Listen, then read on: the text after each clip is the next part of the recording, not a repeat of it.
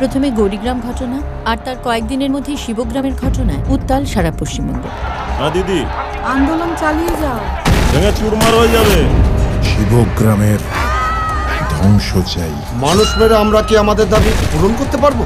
আমাদের এই লড়াই আমাদের অস্তিত্বের লড়াই। It's not about any news then, it's about humans' life. This is India. Welcome India. Operation success. Operation Shivgram complete. এখন গ্রামে কাউকে ঢুকতে দেওয়া যাবে না। আপনারা আমাদেরকে আটকাতে পারবেন না। আমরা সব পারি।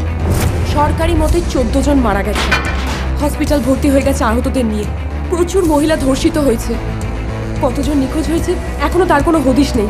আমরা মানুষের সামনে সত্যি ঘটনা আনবো না? না, চোখের সামনে রক্ত লাশ সব ভাসছে। তোমাদের এটা চ্যানেলে দেখাচ্ছে না কেন? আমার গুটি সাজানো হয়ে গেছে। এটা তোমরা কিসের লড়াই করছো?